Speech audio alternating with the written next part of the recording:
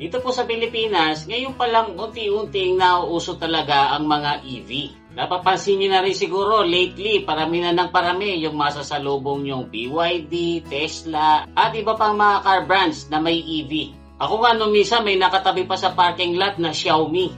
At kung katulad ko kayo, nababad din sa social media, alamang ay nakabasa na rin po kayo ng mga EV owners na nagpo-post ng daily, weekly, or monthly report nila kung magkano ba ang natitipid nila mula nung nag-switch sila sa EV. Ang sabi nga po nung iba ay nagpakabit sila ng submeter para lang doon sa charger nila para accurate nila makikita kung ilang kilowatts ang makukonsume nila. At doon nga po ay madalas na naibibida nila na malaki yung naititipid nila compared noong di gasolina pa ang sasakyan nila. Considering na mas mahal ang kuryente dito sa Pilipinas. Pagkatapos naibibida rin nila na nakakatipid din sila pagdating doon sa maintenance kasi hindi na sila nagpapa-change oil every 5,000 kilometers. At doon po sa mga nakatesting or mga nakagamit na ng EV ay hindi rin natin talaga maikakaila na masarap itong i-drive, tahimik at matulin lalo na sa arangkada. Tapos syempre nakaka-proud din dahil nakakatulong ka sa environment. Less ang pollution syempre kapag naka-EV ka. Naniniwala naman po ako dun sa lahat ng mga pinopost nila kasi marami naman po talagang advantages ang isang electric vehicle. Kaya nga lang guys, gaya nga po ng sabi ko sa inyo kanina, ngayon pa lang kasi tayo nauusuhan ng EV. Kaya karaniwan sa mababasa nating mga nagpo-post ng tungkol sa EV ay ilang months pa lang nila nagagamit or sabihin na natin ilang years, lalo na yung mga hulugan ay hindi pa ito tapos bayaran.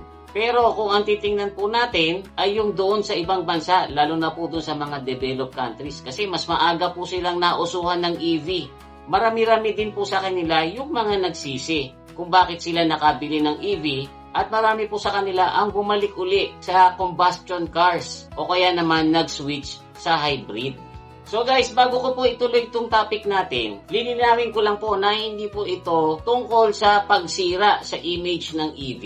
Intindihin po sana natin na talaga namang walang perpektong sasakyan at lahat po yan ay mayroong advantages and disadvantages. Apparently, may mga nakabili ng EV na hindi nila kinaya yung disadvantages kaya sila nagsisi. Kaya ko po ginawa ang video na ito para dagdag kaalaman na rin po doon sa mga nagbabalak palang bumili. Para mapag-isipan nilang maigi, makatulong sa pagdidesisyon nila at hindi sila matulad dun sa mga nagsisi.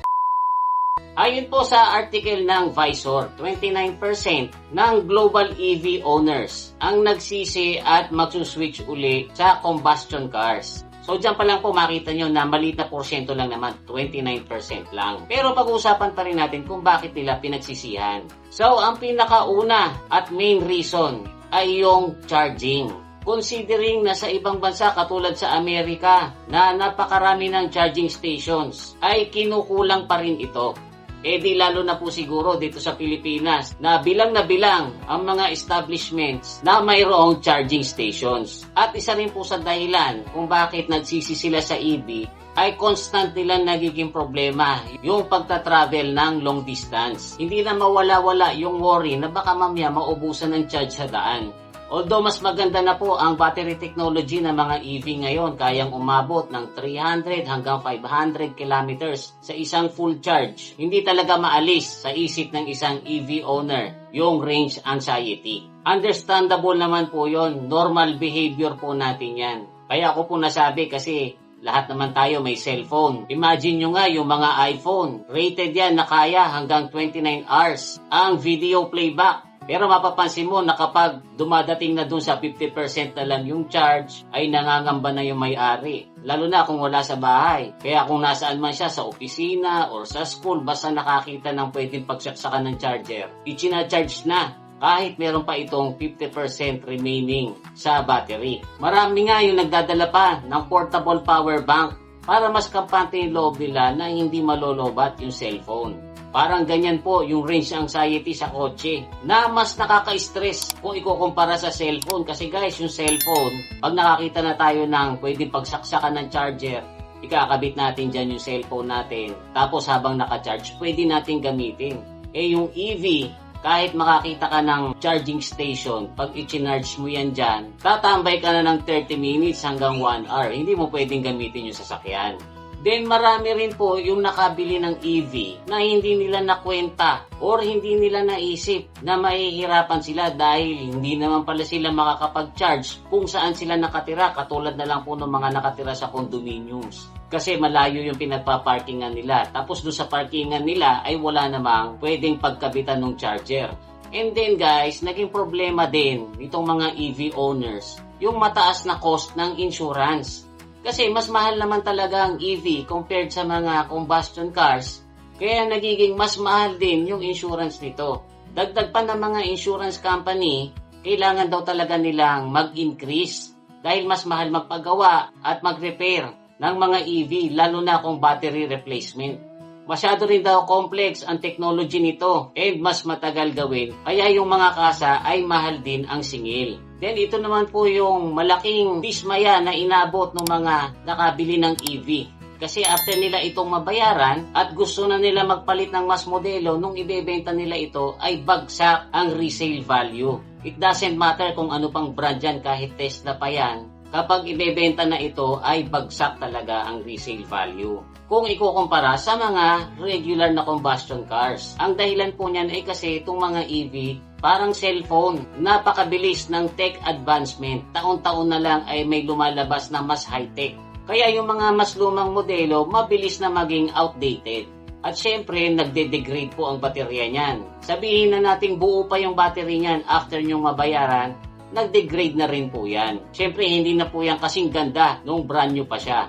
At dyan pa naman po sa EV, ang pinakamahal na pyesa dyan ay yung battery mismo. Then isa pang dahilan kung bakit bumagsak ang resale value ng EV ay dahil volatile din ang market nito. Ganito kasi yan guys, noong 2012, 2013, sumikat bigla ang Tesla. Ang daming bumili. Napansin po yan ng mga car companies. Kaya itong mga car companies ay nag-uunahan kung paano ba nila magagaya or malalampasan itong Tesla. Naglabas sila ng billions nila para sa research and development kasi natatakot silang mapag-iwanan. Marami nga mga car companies noon na nagsabi na by year 2030 hanggang year 2035 ay puro EV na ang mga imamanufacture at ibebenta nila. Yan ang sabi noon ng Ford, ng Volvo, Mercedes-Benz, pati na ng Honda. Sobrang na-hype noon ang EV. Ang problema, after ng 10 years, sabay-sabay din sila nagkaroon ng mga may offer na EV.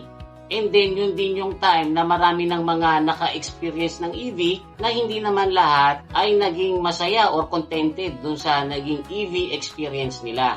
So, ang result ay nag-die down na yung hype. Kaya tuloy yung mga sinasabi ko sa inyo kaninang car companies na nagsabing by 2030 hanggang 2035 ay puro EV na ang gagawin nila. Mga kinain nila yung sinabi nila na yan.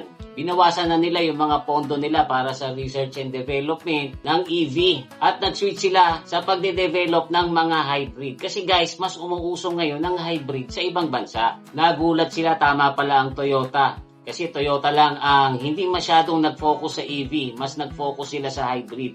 Ngayon, number 1 pa rin ang Toyota sa sales at sila pa rin ang number 1 car company sa taong 2025. Pero syempre, pagdating sa EV, ang number 1 dyan ngayon ay BYD, pangalawa ang Tesla.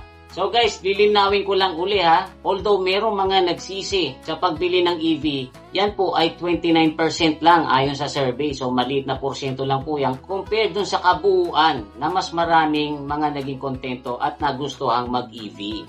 Pero kung isa kayo dun sa mga interesado na magkaroon ng EV at pabili kayo ng EV, ang may papayo ko lang ay pag-isipan nyo maigi. Tingnan nyo parehas yung advantages at saka disadvantages. Kung magiging tolerable naman sa inyo yung disadvantages at magbe-benefit kayo ng gusto dun sa mga advantages, by all means ay ituloy nyo yung plano nyo. Pero kung halimbawa parang nagdadalawang isip kayo kasi magiging hassle sa inyo yung disadvantages, ay ipagpaliban nyo muna. Mag-research muna kayo kasi hindi naman birong pera yung pawawalan nyo, lalo na kung hulugan, ilang taon nyo yan nabubunuin.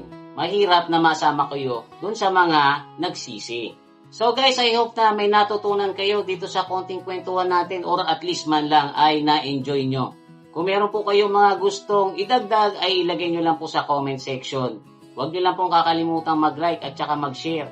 Muli ito po si Kuya Mikmik na nagsasabing palagi kang lamang pag marami kang alam. Bye-bye!